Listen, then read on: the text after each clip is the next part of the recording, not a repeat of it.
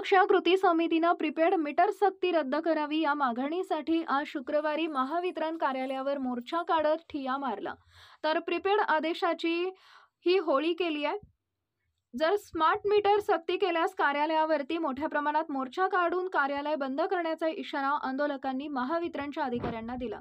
विद्युत महावितरण कंपनीने प्रत्येक विद्युत ग्राहकाला प्रीपेड मीटर सक्ती होणार आहे या निर्णयाविरोधात कुरुंदवाड शहरातील सर्वपक्षीय कृती समितीने पालिका चौकापासून मोर्चाला सुरुवात केली। या निर्णयाच्या विरोधात तसेच सरकार विरोधी घोषणा देत निषेध व्यक्त करत मोर्चा महावितरण कार्यालय गेटवर आला।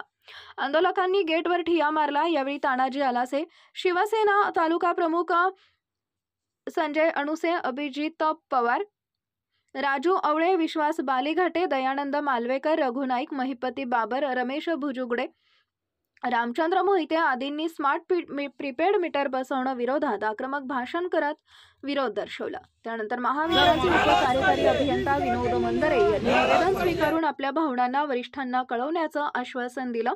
मोर्चामध्ये बाळासाहेब देसाई, दीपक पोमाजे, अर्षद बागवान, विजय गायकवाड, जितेंद्र साळुंखे आदी सहभागी झाले होते।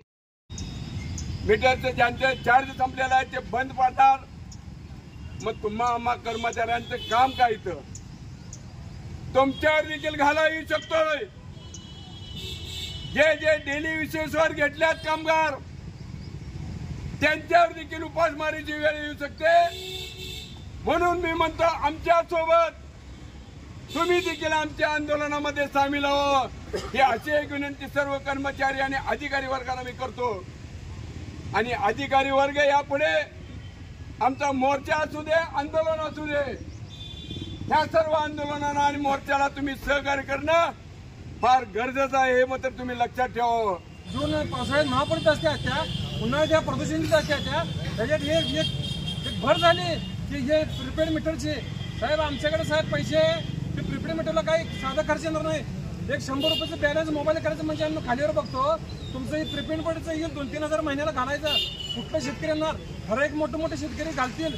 तसंच हे महाग यंत्रमागधारक असू देत किंवा हे दुकानदार असू देत किंवा शेती कुठला नाही साहेब, तुम्हाला तिथं किती हजार कोटीचा बोजा आमच्या शेतकऱ्यांच्यावर पडणार आहे।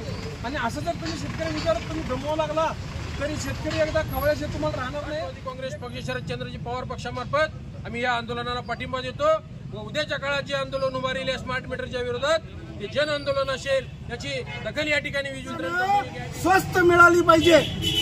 दिल्लीमध्ये 100 युनिटला फुकट वीज दिली जाते आणि मित्रांनो आपल्या इथं जे आहे ते डबल दर का मिळायला लागला आहे? काय आम्ही गुलामगिरीत जगायला लागलो काय? मोदी सरकार एका बाजूला म्हणतात अबकी बार मोदी सरकार विकासाची धोरणं ज्या वेळेला तुम्ही बोलता आणि तुम्हाला आम्ही आता परत आमच्या घरात पंट्या बघायची तुम्हाला पाळी आले काय? जर प्रीपेड मीटर बसले तर आमच्या खिशात पैसे नसतात। एखाद्या वेळेला दादा बाबा अण्णा म्हणून आम्ही एखादा महिना आम्ही घालवत असतो आणि ते पैसे पुढच्या वेळेला व्याजासहित भरत असतो। व्याजासहित त्याला व्याज आहे साहेब, आहे का नाही? व्याज आहे त्याला, व्याजासहित आम्ही भरत असतो।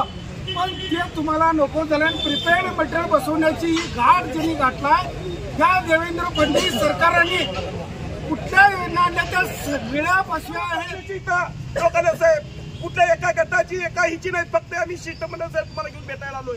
तुमच्या अधिकाऱ्याने ताबडतोब कळवा तिथं कुठलाही ते स्मार्ट मीटर मी बसवून देणार नाही। उद्या जर साहेब स्मार्ट मीटर जर या कुंभवर्षाला जर बसवायचं आलं तर काय सांगतो साहेब, नाही इथं नाही काही तुमच्या ऑफिसचं काही शिल्लक राहणार नाही। मी आज तुम्हाला देशावर गुलामगिरी हळूहळू लादण्याचं काम या सरकारनं चालू केलं आहे आणि या सरकारच्या धोरणाच्या विरोधात ही जनता कुठंतरी जनतेच्या लक्षात हे सगळे यायला लागले आणि या सगळ्याच्या विरोधात म्हणून आम्ही आज या ठिकाणी आलोय।